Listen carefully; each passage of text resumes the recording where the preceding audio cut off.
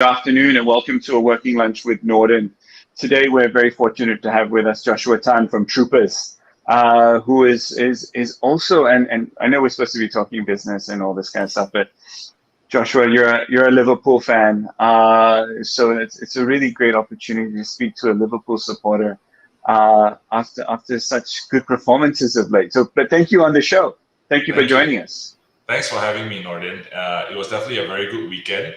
Definitely a great way to start off the week, right? Bragging rights and everything. We have a lot of United supporters in the office. So, yeah, it's definitely a good time for Liverpool. And hopefully that works the same for us as well. Okay, cool. Now, tell us a little bit about what Troopers does. Of course, this space is a very interesting space. We're seeing a lot of developments. We're seeing a lot happening post COVID-19 as well. What makes you guys unique? Okay, so bear with me. When we talk about Troopers, I'm really passionate about it because it's really a long story, and I feel like we've come really far. But at the same time, we're just touching the tip of what we think we can achieve, as a business and also as a solution. So I started Troopers with Kelvin, my co-founder, in 2017, April 2017. And back then, I was still doing a job in PwC. He was still doing his full-time job in an events company. So we kind of started this as a side gig, because I had an epiphany because I had to go through a couple of surgeries, and then I said, I want to do something I'm passionate about, right? So I spoke to him and I said, okay, we both had a great opportunity to get some good education, myself overseas. And that sparked a lot of realization in me that there's a lot of things that we can do for young Malaysians, right? Especially those that are studying in school still, that are looking to graduate. That was providing them on the job learning opportunities, right? And we thought, okay, what's the part-time work, to gig work? And back then, this was just 4 to 5 years until to today. The only way that you can look for part-time work would be to go to certain websites, right, like Asia part-time posts, and so on and so forth. Or maybe walk into a McDonald's, they would have a ad out there, or 7-Eleven, right? Or actually know a friend and join a WhatsApp group, that they will post jobs, so on and so forth. So we felt that there was an opportunity to make things better, to provide a more inclusive environment, build an ecosystem that is more transparent, that's more accountable, right? And we started this business through an opportunity given actually with Uber Malaysia. So at that time, Uber was still in Malaysia, and they gave us an opportunity to provide manpower on a part-time basis to do some of the activation work.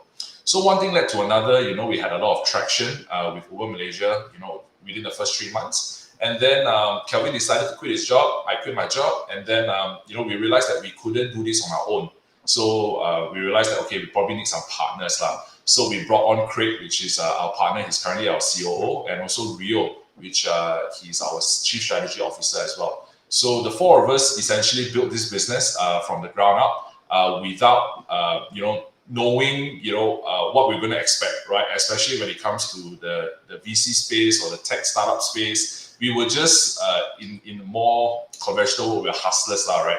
We just started. We said, we are not tech people, but let's understand how the industry works, how the ecosystem works, and provide a solution that is acceptable at the moment. So we just said, okay, let's start and let's do it, lah. So within the first year, we were quite successful, even though we thought like nothing in terms of remuneration and salaries, but we did about a million four in revenue, right? And from there, one thing led to another.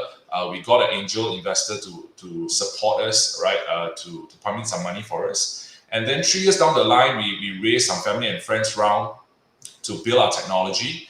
And then COVID-19 hit, right? And then and then a lot came about. So to address your question about what makes Troopers different, I think one of the key differentiator for us as a business is that we've spent 4.5 years trying to understand the pain points of the industry, of the ecosystem, of the part-time gig workspace, right?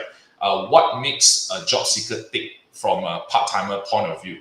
What makes a hiring manager, what are their pain points, right? What are their key considerations when they're hiring part-time workers or gig workers? So we have use those experience and build solutions, digital solutions that we believe will be able to enhance the experience for both job seekers and hiring managers. And that's what you can see today in our app, in our ecosystem, in our platform.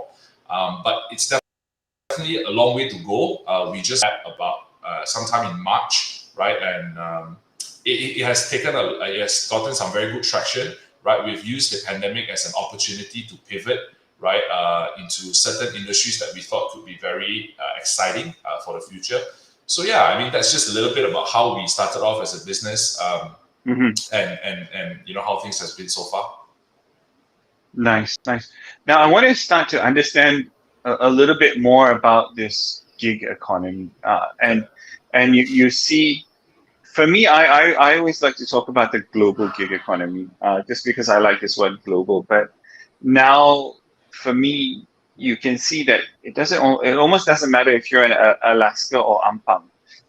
If you can deliver the work, you can get the job done. Mm-hmm. Where in that kind of spectrum of gig work are Troopers? Are we talking about event hiring and all this kind of things, or could we say, look, I need an accounts person for a month, or I've got an event on, I've got a campaign I need to run. How do we work with you?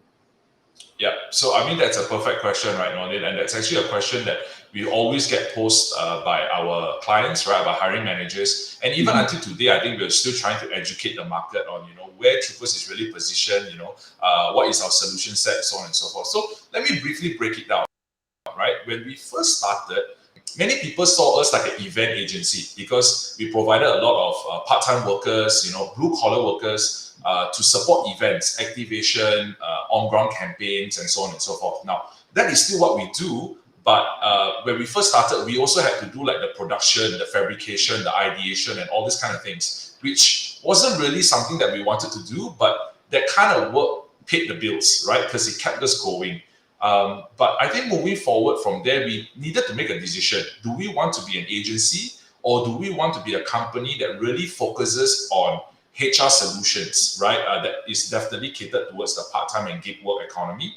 And we decided that, we wanted to focus in the HR tech space, right? To really be focused on building a solution and ecosystem that is conducive for part-timers and gig workers to work into, right? Now, in order to do so, we needed to identify the industries and sectors that we want to get involved with, right? So currently, when we first started, it was in events, on-ground activations, and so on and so forth. We are currently still doing that, but we are definitely more than that now, right? So we are in so many other industries like food delivery, logistics, warehousing, manufacturing, merchandising, in-store promotions. We are even in the campaign management when it comes to running a large-scale campaign, let's just say for oil and gas player, for example, right? We are also in the space of providing shared services for data centers, telemarketers. We do work like mystery shoppers. So I guess the stigma also, like in Malaysia, when you talk about gig work, people just think about, your food delivery rider or your Grab driver or your Food Panda, food delivery. But there's actually more than that. And there's actually a lot more work that, gig workers or part-timers do. And we are very much focused in those and very much in those other industries as well. But we also still do cover food delivery and logistics. But to give you an example, another industry that I think at the moment not many people are into is healthcare, right? So we are now moving into the healthcare industry as well because we see an opportunity where a lot of people need healthcare services, and we are able to provide, medical officers or medical assistants, nurses, to cater for some of these, people that will require medical attention, right? And we are partnering with a home care provider to do this as well. So we're in a lot of industries, and I think what we want to do is that we believe in every single industry, they have their own pain points, and we want to come up with solutions that can cater to each of these pain points because it's never really a one-size-fits-all, right? So, yeah. Mm-hmm. Now, one of the things I wanted to ask you about is two groups of people. For me, again, and you mentioned the kind of this like guys or girls who deliver food as kind of almost the brand ambassadors of the gig economy, which I think is not really correct, and there's probably a bit of work there to be done. But fresh graduates, they come out of university and whatnot, and they're looking to get their dream job and all this kind of stuff. And it's of course not as easy to find the dream job and all that kind of stuff. So one is this group of people. How do those fresh graduates go to you and say, "Oh, look, we are now a quote unquote talent available for you"? And then the other group is those who are in a sense recently unemployed, who may have 10, 20 years experience, who can actually deliver more than just food. They can deliver on higher value services, and they may be ready to, like, okay, I can do a 3 month project, I can do a 2 month project. Is that something that you guys can deliver on? Yeah. So to address the first question, which is, those fresh graduates out from being graduating, and getting the right experiences and stuff like that. So how we look at employment and a person's career, we see it from a funnel perspective, right? You go to university, you get your tertiary education, you graduate, you start your first job, and then you start your career. We see ourselves as playing a small role in that enriching of the. So something that maybe is not very familiar from my point of view, like in the Malaysian ecosystem, is where if you look overseas, right, when people study overseas, or when people are living Australia, Hong Kong, Singapore, even in Europe and America, it's a norm for people to do internships, to do on-the-job work placements when they are in university. But in Malaysia, that's not so much of a thing, but it's slowly coming up, right? And we feel that it's fine that us Malaysians wanting to earn 4,000 to 5,000 ringgit salary, or our graduate salary, because we say we have a 4.0 GPA. I think that's fine, but you need to have the experience, the know-how to be able to back it up, right? So what we believe our role can be is that come and work, on the Troopers platform, right? Build your skills to learn how to communicate with people, what the expectations would be in the workforce, right? How to be a team player, how to even show up on time, right? And be disciplined. So I think these are things that we feel that can enrich their experience, and they are able to collate all this on the Troopers platform, which can be translated to their CV as they go on to get their graduate job in the future. Now, for people that have been recently unemployed, especially through the pandemic, right? We actually see a lot of these people, and we, like you mentioned, they don't just be able to be delivery riders or logistics people. They can actually do more. Now, the platform is very flexible. So clients will ask me, "Hey, do you do full-time placement as well?" Now, the answer for that is that we don't, because space or recruitment space is actually very technical, right? And it requires a lot of methodology to go about doing so. So when we focus on part-time gig work, we can also expand it a little bit further to do contract work. So the platform is able to cater for such requirements. It's very modular in nature, and our services can also be very customizable. So whenever a client comes to us and say, "Hey, Josh, I need, for example, I need a data analyst, right, to help me with a particular project for the next 3 months." We said, "Yeah, we can totally do that, and it's not an issue at all." And also you have clients that come to us and say, "Josh, I actually want to achieve a particular objective from this project. It's very manpower intensive, but I'm not willing to pay on an hourly basis or on a daily basis. I would like a project-based costing, and for you to then manage the manpower, recruit, train, select, execute on your end." And that's something that we do as well, right? So that's an enterprise solution level that we provide. As we move more towards a SaaS model, right? So we currently have 3 tiers of pricing plan that people can choose from based on the list of services they want to use on the platform. And then we have an enterprise solution where it really caters more to those that want more customization, and also more, flexibility when it comes to the type of hiring that they want. Let it be, for more highly skilled positions, so on and so forth. Okay. Now, one of the questions we've got here is around artificial intelligence and the future of work. For me, I think there's so much work to be done. I can't imagine robots getting all of the jobs. But tell us a bit about your concept around the future of jobs, and how are things changing for people in the workplace now? Yeah, so I think Malaysia is very unique, right? Because I think we as Malaysians, we really enjoy our flexibility, time flexibility, right? But at the same time, that doesn't mean we don't take our work seriously. A lot of us, I mean, majority of us take our work very seriously. We are very passionate about what we do. But at the same time, we feel that there needs to be a little bit more, work-life balance stuff. So when it comes to part-time work and flexible work, right? I think the pandemic has also accelerated that conversation because people started working from home. People had more time on their hands. Being at home, and they started realizing that hey, I can do more because I spend less time commuting to work. Get stuck in the jam. It's very inefficient lah. So I think there is a lot of room to grow when it comes to part-time work and gig work, but structure to the ecosystem, which currently there isn't. So to give you an example, right? If someone choose to be a gig worker today, they have very little protection when it comes to social protections, insurance, so on and so forth, right? They also see risky, right? And not being able to gather consistent income. Another thing that is a big consideration is when you are a self-employed person or a gig worker or part-timer, it's very challenging to get access to financial instruments. For example, getting a loan, right? Or maybe micro loan to start up a business or buy a car or buy a house, right? So things like this are considerations. But I think what we are trying to do with Troopers and also I think together with MDEC and the government, I think we are moving in the right direction, right? But I think we need to sprint lah. We need to really get moving and go faster.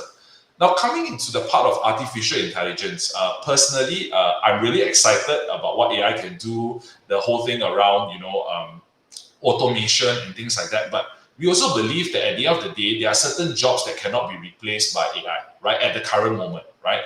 And I think AI is definitely for the future. We want to utilize artificial intelligence to enhance our system as well. So to use AI to be able to match the right talent to the right job, right? Because one of the biggest issues that hiring managers always face is that, when I use part-timers and gig workers, right, I'm not really sure about their performance output. What is their quality? Am I going to get the right talent and stuff like that? So I think AI has a big role to play, and that's something that we want to invest into as well. But I think as a company, we've also always taken things step by step. So we've never raised money that we never needed. So if we definitely want to, venture into the AI space and use artificial intelligence as part of our process of job matching, then I think that's something that we are definitely looking at, and I think it definitely has a relevancy, right? And yeah, I think it's a very exciting thing, and if that's something that we can explore into, that's definitely something that we're very interested in. Okay, a few more questions popped up, especially around fresh graduates again, and I think this may be one area. But what do you see?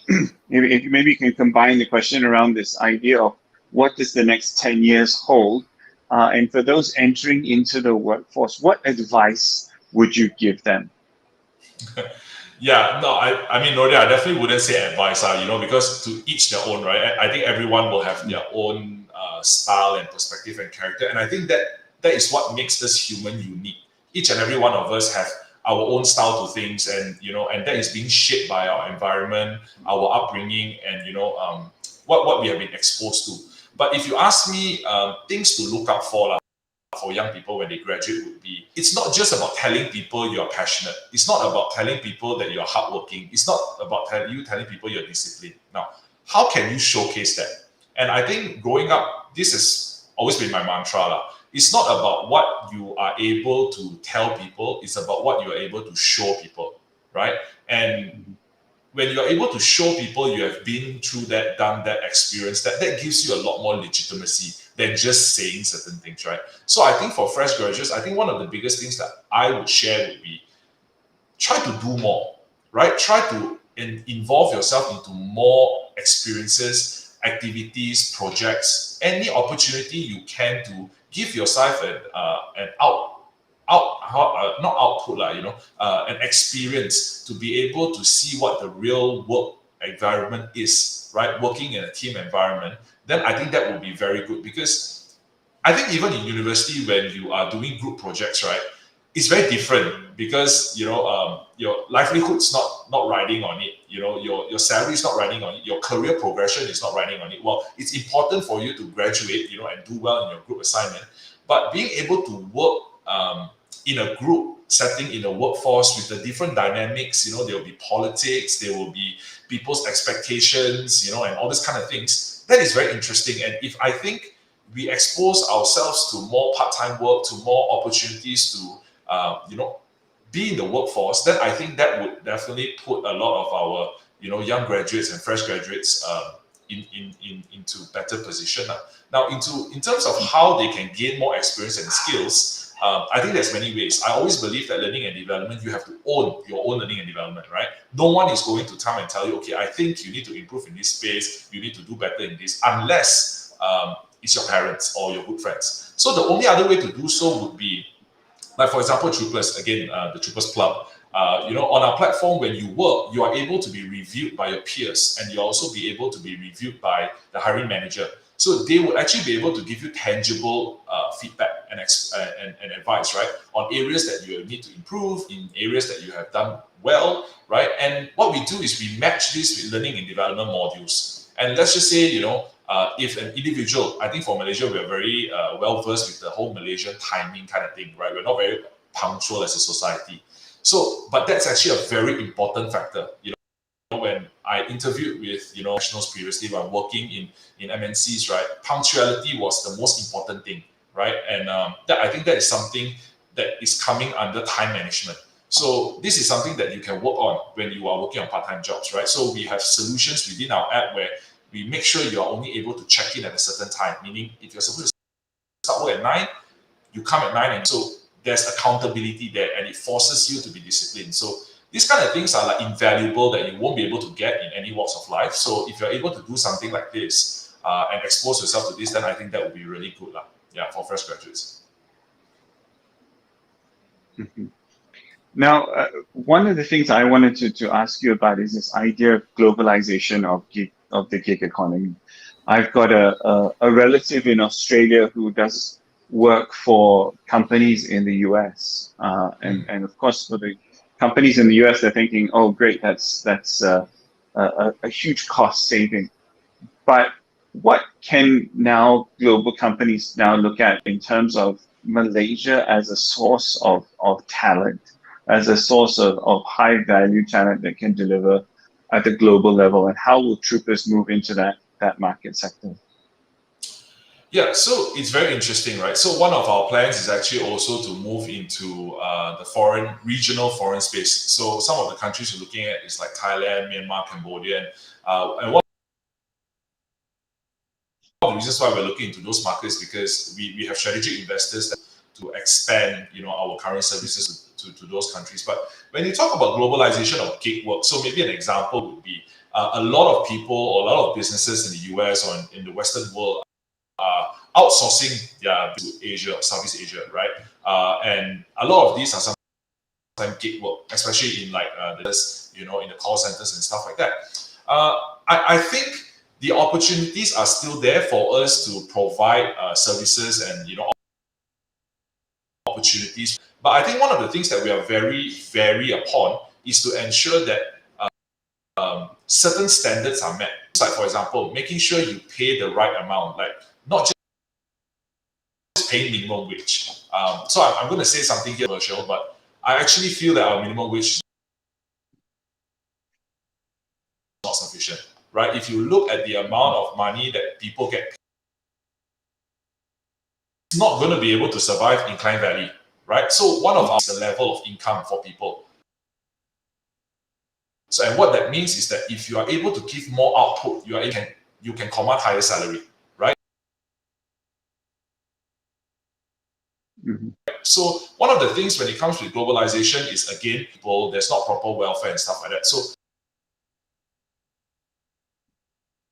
I think for us, what we want to engage, but I think one of the things that we will be really focused upon is ensuring that their welfare is being taken on time, their proper protection when it comes to, their work environment, as well as not over exploiting them in terms of hours. So at Troopers, right, we never allow people to work more than 12-hour shifts, right? Because we think productivity drops with that. And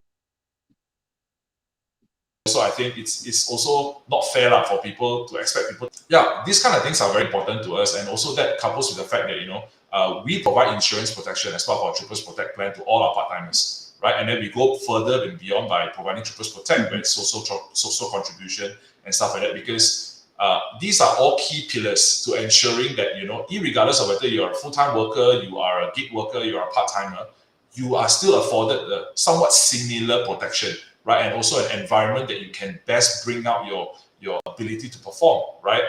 And to deliver results. Yeah. Mm-hmm. Now we've got another question here from Rosanna, who's the editor of News Hub Asia. She's asked around the idea of financial stability and sustainability for gig workers. Is this a sustainable model moving forward? Can we see this trend increasing here in Malaysia and globally for the next 5, 10, 20 years? Yes, so I've written a lot of articles around this conversation, right? And whether is this gig work, part-time work a fad, or is it just a current thing to a means to an end, right? Or is it something that will stay on moving forward in the next 20 to 30 years, or will it be the new norm of how people work? Well, personally, in my opinion, I think that as more and more companies grow and expand, post-pandemic, more and more startups are coming up, right? I think gig work and part-time work is here to stay, and not only here to stay but to grow, because more and more companies will look at part-time and gig work as a more efficient model or more effective model, right? So instead of possibly taking on high costs when it comes to hiring people for a fixed amount of period or on full-time employment, and by the same time people are looking for more flexibility, I think you will slowly see a merging of people wanting that flexibility, but at the same time being able to deliver the quality that is being expected. The problem now is a lot of times we view gig work as very labor intensive, very low skill. But I think as you move forward, as I mentioned, you are able to upskill these people, build their capacity, right? Give them a greater platform to be able to showcase their work, their experience, their knowledge. Then I believe that hiring managers would then be more open to or part-timers. I think I read a research done recently, I think by HSBC or something like that. I think it mentioned that 40% of hiring managers in the APAC region are already looking to part-time workers, right, to be able to complete their projects, their campaigns, and their daily tasks, right? So I think that the missing point here is not whether it's here to stay, but do we have the right ecosystem, the right platforms, the right solutions to support this growth and to support this movement towards gig work, towards part-time work, right? So one of the things that we are doing even at Troopers here is that we are driving the initiative. So for example, we are engaging with Pakeso, with MDEC, and saying, how can we build an environment that if people wanted to do gig work, people wanted to do part-time work as their full-time job, that will be doable without them being penalized or marginalized when it comes to protection, when it comes to sustainability in income and so on and so forth, right?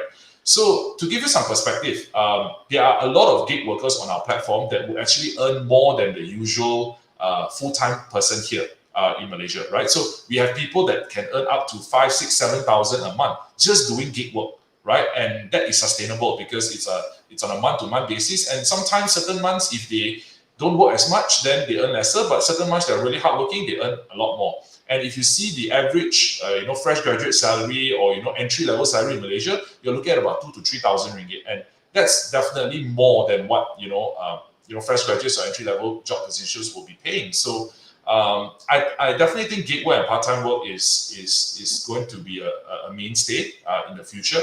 But the key important point for us, even as a nation, right? Let's not talk about globally as a nation, is to have the right platform and ecosystem to support this growth. And I think some of the initiatives the government is taking currently is definitely a move in the right direction. And Troopers is definitely very aligned with that. And it's something that we want to be a contributor of, because we have a lot of this data, this experience working with part-timers and also hiring managers that are using part-timers and gig workers. I think what we're able to share in terms of the pain points, the areas that is important to these people will be invaluable for us to build the right foundation, right, for gig work and part-time work to flourish in Malaysia moving forward. Hmm. Joshua, I've got one more question. It's amazing how fast half an hour goes Yes, when yeah. you're talking about something that you're passionate about. I've got a question around trust and the trust economy. And I think this is, you keep mentioning this idea of there needs to be a platform, there needs to be a way of engaging with people. And also, it's almost like at a societal level that there Mm, needs to be more trust. yeah. How important is it that we build trust into the gig economy? Nordin, I think trust is, I think, the most precious commodity in this particular industry, if you ask me, right? Because there isn't going to be the ability for people to deliver their work at an acceptable level, right? There's not going to be a platform where people are able to get paid on time, for example, for what they are supposed to be paid for, right? There is not going to be clarity in terms of job expectations, in terms of descriptions and what they're expected to do. So trust is so important on multiple levels, and I'll try to break it down into two key criteria, right? So number one, Mm, for job seekers. Now, when you talk about trust, it's about, if I apply for this job, is it a real job or is it a scam job, right? So a lot of times you go on Facebook groups, WhatsApp groups, they'll be like, a high paying job, earn up to 1,000 a night or earn up to 10,000 ringgit a month.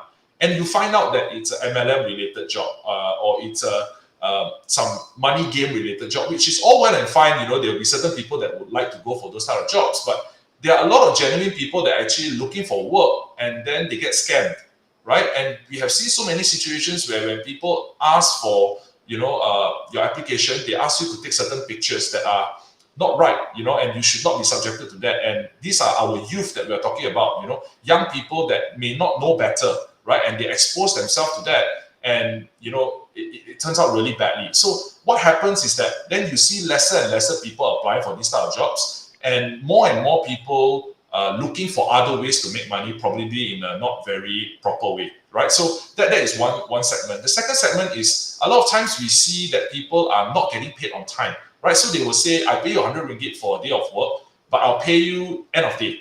Then when the end of day, you say, oh, sorry, I didn't bring the cash. I pay you tomorrow, I'll transfer to you. So then when you go, they don't transfer to you. And then they block you from WhatsApp. You cannot reach them anymore. And you have no point of recourse, right? Because all these are just agents and intermediaries, right? So there isn't a person that you can actually reference to when it comes to who is going to be paying for your salary. So that part in terms of hiring, job seekers, when it comes to trust, is very important. Now, when it comes to the hiring managers, the trust comes into, if I hire people from you, are they going to show up? That's the question, right? If I hire like 10 people, will they show up? Now, what we try to do is that we give you the assurance that they will show up, and if they don't, we provide you with backups, right? And that is something that we've worked on and developed over the years and found that it's a very important thing to achieve. Now, on top of that, another trust is the quality of output. So in Troopers, we're not just, I think just to also address one of the questions they asked, what's the difference between Mal Kerja and Troopers, right? The difference is we are a job matching platform and a job management platform. So people don't pay to post. Posting is free. We moderate the posting. We verify the hiring manager. But we also take a lot of effort into ensuring that the people are performing. And how we can do so is we integrate management solutions, right? So we have inventory management solutions, merchandising, Salesforce solutions, as well as inbuilt like geolocation tagging, check-in photos, all these type of solutions that enable hiring managers to have a higher level of trust when it comes to hiring people through the Troopers platform. And I think one of the reasons why clients like to use this is because they get that trust using the platform. And while we maybe not be big in terms of our marketing and stuff because we don't have a marketing budget, but what we really appreciate is that when you work with Troopers, I think that there is a sense where people will want to come and use Troopers platform again because they believe that if you're on the Troopers platform, and you hire people through Troopers, there is some form of accountability and transparency and legitimacy. And that's actually the three key pillars that we build the platform upon. And when you can bring this level of trust to a point of equilibrium, then I think you have an ecosystem that is really prime, that can work very well and efficiently. Joshua, on that note, I want to thank you for joining us today. Very insightful. And we Thank wish you. you all the best. And I hope that there's a whole bunch of questions we couldn't get through. If you could go through later and Yeah. answer them all, and also share a link to the platform, so that the corporation that I think Agnes was asking, how does she get hold of you guys to help her with her upcoming programs? So with that, Joshua, thank you very much for joining us on a working lunch with Nordin, and we hope to see you all again next week. Thank you, Nordin. It's been a pleasure. Thank you so much. Have a great day ahead. You too.